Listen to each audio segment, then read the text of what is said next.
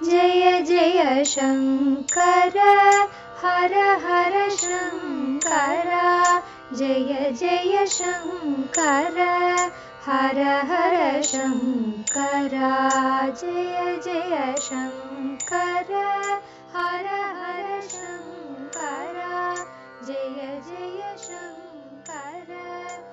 ஸ்ரீ சங்கர சரிதம் தெய்வத்தின் குரல் 5ஆம் பாகம். கும்பகோண பூர்வீகம் காஞ்சி ஸ்ரீமடமும் கும்பகோணமும் தொடர்கிறது. ஆசையாக கூப்பிட்டு வைத்து உபசாரம் பண்ணிய ராஜாவுக்கும் தஞ்சாவூர் ஜனங்களுக்கும் சந்தோஷமாக இருக்கட்டும் என்று சுவாமிகள் ஒன்று பண்ணினார். என்னவென்றால், ஸ்வர்ண காமாட்சி தஞ்சாவூரிலேயே நித்திய பிரதிஷ்டையாய் இருக்கட்டும் என்று ராஜாவிடம் சொன்னார். ஸ்ரீமடம் மாத்திரமே கும்பகோணத்திற்கு இடம் மாற்றிற்று. ராஜா சந்தோஷமாக மேல வீதியில் கோயில் கட்டி அம்பாளுக்கு அதை நித்தியவாசமாக்கினார். பங்காரு காமாட்சி என்று இப்போதும் தஞ்சாவூரில் விளங்கி வருபவள் இப்படியாக காஞ்சிபுரத்தில் இருந்து உடையார்பாளையம் வழியாக அங்கே வந்து சேர்ந்த ஸ்வர்ண காமாட்சி தான். பங்காரு என்றால் தெலுங்கில் ஸ்வர்ணம் என்று அர்த்தம். ஷியாமா சாஸ்திரிகள் ஒரே தெலுங்கு பாட்டுகளாக பாடியது இவள் மேல்தான். அவள் பேரிலும் பங்காரு என்ற தெலுங்கு வார்த்தையே சேர்ந்து விட்டது. அவள் சமாச்சாரம், காஞ்சி மடம் கும்பகோணத்திற்கு வந்து சேர்ந்த சமாச்சாரம் எல்லாம் இருக்கட்டும். திரிஷூரை பற்றி அல்லவா பார்த்து கொண்டிருந்தோம். அதற்கும் இதற்கும் என்ன சம்பந்தம்? காவேரி தீரத்துக்கு மடத்தை மாற்ற வேண்டி வந்தபோது அப்போதிருந்த சுவாமிகள் குறிப்பாக கும்பகோணத்தை ஏன் தேர்ந்தெடுத்தார் என்று நான் யோசித்து பார்த்தேன். தஞ்சாவூருக்கு இன்னும் ரொம்ப கிட்டேயே பஞ்சநதம் என்பதாக 4 கிளை நதிகளோடு காவேரி பிரமாதமாக ஓடிக்கொண்டிருக்கிறாள். அதுதான் திருவையாறு. திரு ஐ ஆறு, 5 ஆறுகள். அதுதான் பஞ்சநதம். பூலோக கைலாசம் என்று சொல்லப்படும் மகாக்ஷேத்திரம் அது. இன்னும் அநேக மகாக்ஷேத்திரங்களும் காவேரி கரையில் இருக்கின்றன. காவேரி துலா ஸ்நான விசேஷத்திற்கென்றே ஏற்பட்டதாக மாயவரம் இருக்கிறது. இப்படி பல இருக்கும்போது கும்பகோணத்தை ஸ்பெஷலாக செலக்ட் பண்ணுவானேன் என்று யோசித்து பார்த்தேன். அப்போது கும்பகோண மகாக்ஷேத்திரத்தின் மகாத்மியங்கள் ஒன்றுக்கு மேல் ஒன்றாக அலைமோதிக்கொண்டு நினைவுக்கு வந்தன. குறிப்பு: கும்பகோணத்தின் சிறப்புகள் குறித்த ஸ்ரீசரணர்களின் விரிவான உரை நம் 100 பகுதிகளில் ஒன்றில் வெளியாகலாம்.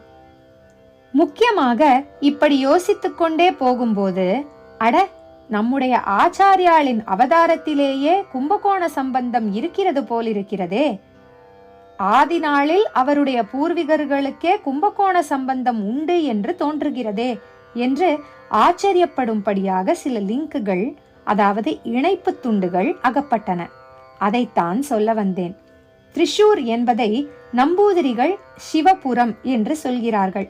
தமிழில் சொன்னால், தமிழ்தானே மலையாளத்திலும் ஆதிபாஷை, அதனால் அப்படி சொன்னால் சிவப்பேரூர். புண்ணியக்ஷேத்திரங்களுக்கு ஆரம்பத்தில் திரு சேரும். மெட்ராஸிலேயே அல்லிக்கேணி என்பதை திருவல்லிக்கேணி என்றும் ஒற்றியூரை திருவொற்றியூர் என்றும் சொல்கிறோம் அல்லவா? அப்படி சிவப்பேரூருக்கு திரு போட்டு சொன்னால் திருச்சிவப்பேரூர். திருச்சிவப்பேரூர் என்பது மருவித்தான் திருச்சூர் என்றாகி இருக்கிறது. திரிஷூருக்கு சிவபுரம் என்று பேர் சொன்னேன் அல்லவா? சிவபுரம் என்று தமிழ்நாட்டிலும் ஊர் இருக்கிறது. பாடல் பெற்ற ஸ்தலம். அப்பர், சம்பந்தர் இருவருடைய தேவாரங்களும் அவ்வூர் சுவாமிக்கு இருக்கிறது. அது கும்பகோணத்துக்கு 3 மைலில் தென்கிழக்கே இருப்பது. கும்பகோணம் விஷயமாக சொன்னதற்கு இங்கேதான் காரணம் வருகிறது.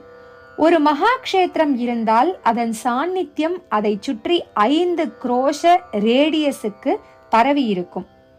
ஒரு குரோசம் என்பது சுமார் 2-2.25 மைல். அதாவது ஒரு மகாக்ஷேத்திரத்தின் தெய்வீக சக்தி அதை சுற்றி 10-12 மைல் தூரத்துக்கு உட்பட்ட வட்டம் முழுவதும் பரவி இருக்கும். பஞ்ச குரோஷ எல்லை என்று அதை சொல்வார்கள். சிவபுரம் அப்படி கும்பகோணத்தின் பஞ்ச குரோஷ எல்லைக்குள் இருப்பது. பெரிய நகரங்களை அவற்றையொட்டி இருக்கும் சின்ன ஊர்களோடு சேர்த்து இன்னும் பெரிய நகரமாக கிரேட்டர் பாம்பே, கிரேட்டர் மெட்ராஸ் என்றெல்லாம் சொல்கிற வழக்கம் இருக்கிறதல்லவா? பஞ்ச குரோச எல்லையை அப்படி வைத்துக் கொண்டால் சிவபுரம் கிரேட்டர் கும்பகோணத்துக்குள் வந்துவிடும். தமிழ் தேசத்தில் கும்பகோண பஞ்சக்ரோஷ எல்லைக்குள் ஒரு சிவபுரம் இருக்கிறது. மலையாளத்தில் காலடிக்கு அருகே ஒரு சிவபுரம் திரிசூர் இருக்கிறது. தமிழ் தேசத்தில் இருந்து மலையாளத்துக்கு போய் குடியேறியவர்கள் தங்களுடைய பூர்வீக ஊர்களின் பெயர்களையே அங்கே வைத்தார்கள் என்பதற்கும் நிறைய சான்று இருக்கிறது. இப்படி பார்க்கும்போது 2 4 என்கிற மாதிரி என்ன ஊகிக்க முடிகிறது? கும்பகோண சிவபுரவாசிகள்தான் ஆதியில் மலையாளத்துக்கு போய் அங்கே தாங்கள் செட்டிலான ஊருக்கும் அந்த பெயரையே சம்ஸ்கிருதத்திலும் தமிழிலும் வைத்து அந்த சம்ஸ்கிருத பெயர் அதே ரூபத்திலேயும் தமிழ் பெயர் திரிசூர் என்றும் மருவியும் இருக்க வேண்டும் என்று தோன்றுகிறதல்லவா? அந்த திரிசூரில் போய் பஜனம் இருந்துதான் ஆச்சாரியாளின் தாய் தந்தையர் ஈஸ்வரனிடம் இருந்து வரம் பெற்று ஈஸ்வரனையே அவதார புத்திரராக பெற்றது. கும்பகோணத்துக்கு ஆச்சாரிய சம்பந்தம் இதோடு முடிந்து விடவில்லை. இன்னமும் கிட்ட உறவு சொல்கிறேன். ஆச்சாரியாளுடைய தகப்பனாரின் பெயர் சிவகுரு என்பது. ரொம்பவும் பொருத்தமான பெயர். குரு என்றால் நேர் அர்த்தம் பெரியவர் என்பது. அதனால் உபதேசம் செய்பவரை மட்டும் குரு என்று சொல்லாமல் தகப்பனாரையும் குரு என்று சொல்வதே வழக்கம். ஆகவே சிவ அவதாரத்துக்கு தகப்பனாராக இருந்தவருக்கு சிவகுரு என்ற பெயர் ரொம்பவும் பொருத்தந்தானே. ஆச்சாரியாளுடைய அம்மாவின் பெயரும் இப்படியேதான். ஆர்யாம்பா என்பது அந்த அம்மாளின் பெயர். எல்லாவற்றிலும் சிரேஷ்டராக இருந்ததால் நம் ஆச்சாரியாள் ஆரியர். அவருக்கு அம்பா என்றால் அம்மா. அப்படி இருந்தவள் ஆர்யாம்பா. சிவகுரு சமாச்சாரத்துக்கு வருகிறேன். இந்த பெயர் நாம் ரொம்ப கேள்விப்படுவதே இல்லை. தென்னாட்டில் இல்லாத அநேக பெயர்கள் வடநாட்டில் வைத்துக் கொள்கிறார்கள். ஆனால் வடநாட்டிலும் கூட சிவகுரு பெயர்காரர்கள் இல்லை. இந்தியாவில் எங்குமே அந்த பெயர் வைக்கப்படுவதாக காணோம்.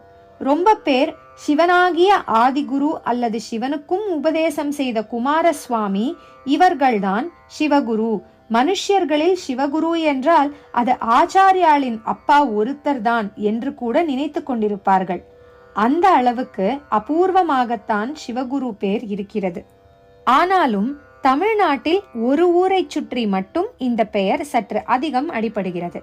சிவகுருநாதன் செட்டியார், சிவகுருநாத உடையார், சிவகுரு பிள்ளைவாள் என்றெல்லாம் அங்கே காதில் படுகிறது.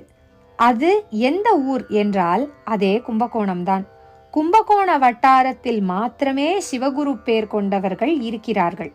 ஏன் அப்படி என்றால் கும்பகோணத்துக்கு கிட்டே பஞ்சக்ரோஷ எல்லைக்குள் உள்ள அந்த சிவபுரத்தில் கோயில் கொண்டுள்ள ஈஸ்வரனுக்கு சிவகுருநாத சுவாமி என்பதே பெயர். முருகன் சிவனுக்கு குருவாக உபதேசித்த சுவாமிமலையும் கும்பகோணத்து பஞ்சக்ரோஷத்துக்குள்ளேதான் வந்துவிடுகிறது. அங்கே பிள்ளைக்கு அந்த டைட்டிலை கொடுத்து விட்டோமே என்று இங்கே அப்பாவே சிவகுரு பேர் வைத்துக் கொண்டிருக்கிறார்.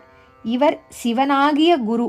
சுவாமிநாத சுவாமி சிவனுக்கு குருவாகிய அவருடைய பிள்ளை. மலையாள பிராமணரான சிவகுருவோ சிவ அவதாரத்தை பிள்ளையாக கொண்ட அப்பா சிவகுரு. ஒரே பெயரில் 3 தினசு. மலையாள பிராமணருக்கு கும்பகோண சிவபுரத்து சுவாமியின் பேர் இருக்கிறது. அவர் பிள்ளை வரம் வேண்டி தவம் இருந்து மலையாள சிவபுரமான திரிசூர் என்பதில் இருந்து என்ன நிச்சயப்படுகிறது? ஆதியில் கும்பகோண சிவபுரத்தில் இருந்து பரசுராமர் அழைத்து கொண்டு போன சோழிய பிராமணர்கள் மலையாளத்தில் குடியேறின ஊர்தான் திரிசூர் என்றும், அப்படி போன குடும்பம் ஒன்றின் வம்சத்தில் வந்தவர்தான் சிவகுரு என்றும் தீர்மானிக்க தோன்றுகிறதல்லவா? திரிச்சூரை சுற்றி அந்த வம்சாவளி பரவிய போது சிவகுருவின் தகப்பனாரான வித்யாதிராஜரோ அவருக்கும் முந்தி ஒருவரோ காலடியில் செட்டில் ஆகி இருக்க வேண்டும். ஆனாலும் தங்கள் ஆதி ஊரான சிவபுரம் பிறகு மலையாளத்தில் சொந்த ஊராக ஆன திருச்சூர் ஆகிய இரண்டையும் அக்குடியினர் மறக்காமலே இருந்திருக்க வேண்டும். அதனால்தான் வித்யாதிராஜர் புத்திரனுக்கு சிவபுரத்து சுவாமியின் பெயரான சிவகுரு என்பதை வைத்திருக்கிறார். அப்புறம் அந்த சிவகுரு புத்திரனுக்காக தபஸ் பஜனம் இருக்க வேண்டும் என்று நினைத்த போது திரிச்சூருக்கே போயிருக்கிறார். ஆக ஆச்சாரியாளின் ஆதி பூர்வீக மூதாதைகளே கும்பகோணம் வட்டாரத்துக்காரர்கள்தான் என்று ஊகிக்க முடிகிறது. இதைவிட அந்த ஊருக்கு, அதாவது கும்பகோணத்திற்கு என்ன பெருமை இருக்க முடியும்?